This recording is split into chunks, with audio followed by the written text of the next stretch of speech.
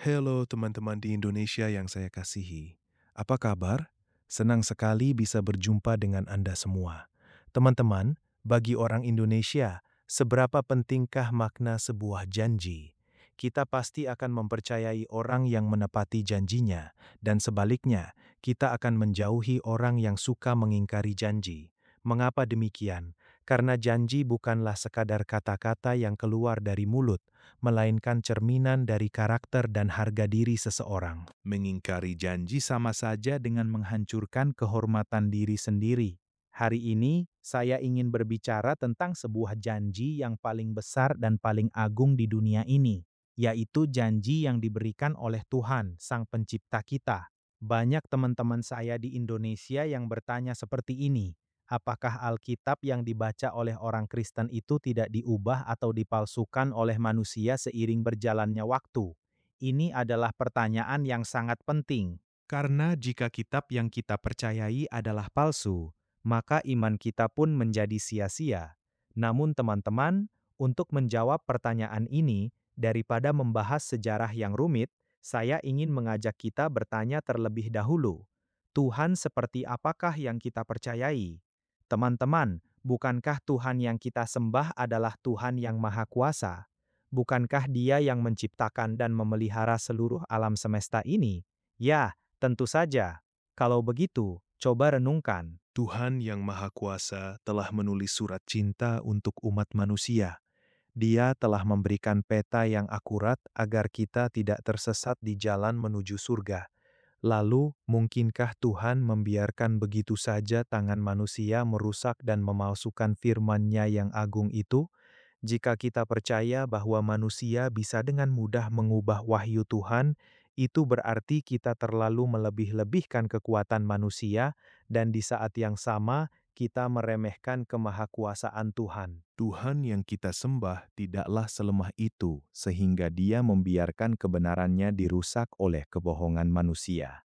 Di Indonesia, ada seni kain tenun yang paling indah di dunia, yaitu batik.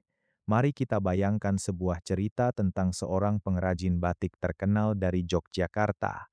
Pengrajin ini mendedikasikan seluruh hidupnya untuk membuat selembar kain batik dengan motif yang paling indah dan satu-satunya di dunia. Di dalam kain itu terkandung jiwa, nama baik, dan seluruh kehormatan keluarganya.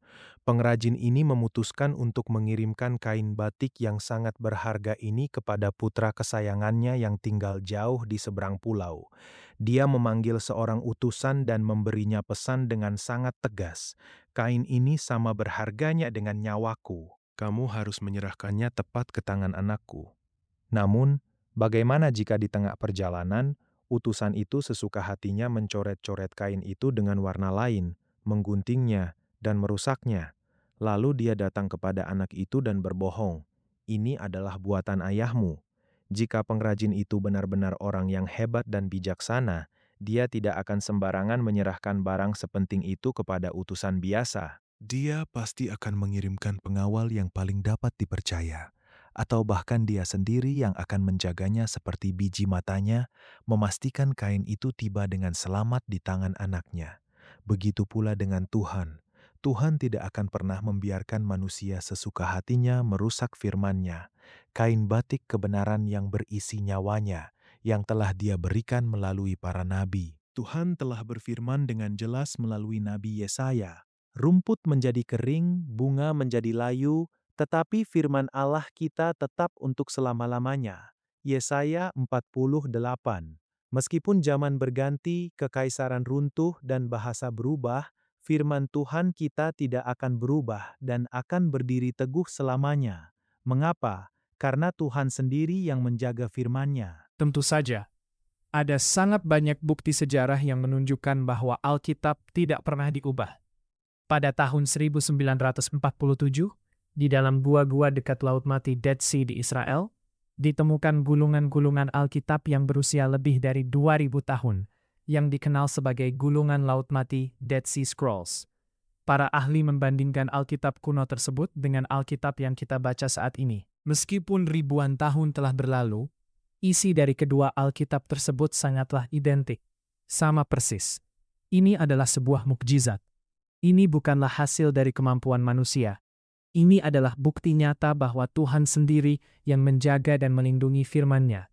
Teman-teman, Alkitab bukanlah sekedar buku hukum atau buku sejarah.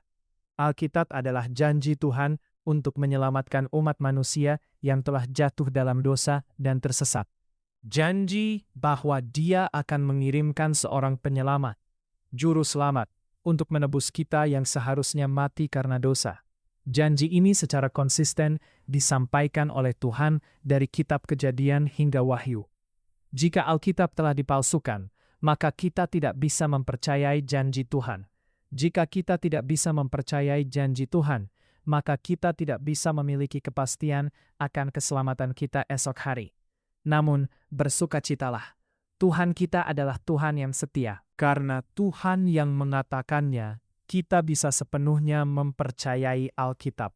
Karena Tuhan menjaga firman-Nya, kita bisa yakin bahwa kasih-Nya kepada kita tidak akan pernah berubah. Teman-teman yang saya kasihi, Tuhan sangat mengasihi Anda. Sejak dunia ini diciptakan hingga saat ini, tidak sedetik pun Dia melupakan Anda. Dan Dia masih memanggil Anda hari ini melalui firman-Nya. Firman Tuhan yang tidak pernah berubah, agar Anda melangkah menuju jalan kehidupan dan kedamaian yang sejati. Ketika seseorang berkata kepada Anda, Alkitab tidak bisa dipercaya, janganlah mendengarkan perdebatan manusia. Sebaliknya, ingatlah akan karakter Tuhan yang Maha Kuasa, yang menciptakan bintang-bintang di langit dan menetapkan batas-batas lautan. Mungkinkah Tuhan yang begitu agung itu begitu lemah, sehingga tidak mampu menjaga satu janjinya? Hari ini, saya dengan tulus mengundang Anda untuk tidak hanya mendengar kata-kata manusia, tetapi cobalah untuk membuka dan membaca sendiri firman Tuhan yang hidup. Bukalah Alkitab dan bacalah kisah cinta Yesus Kristus, Isa Al-Masih, yang tertulis di dalamnya. Maka kedamaian yang belum pernah Anda rasakan sebelumnya akan memenuhi hati Anda. Firman Tuhan itu sendiri hidup dan akan membuktikan kebenarannya di dalam jiwa Anda. Saya berdoa dengan sungguh-sungguh agar damai sejahtera dari Tuhan yang Maha Kuasa dan setia, yang menjadi keselamatan kekal kita, senantiasa menyertai Anda dan seluruh keluarga Anda hari ini. Terima kasih. Tuhan memberkati.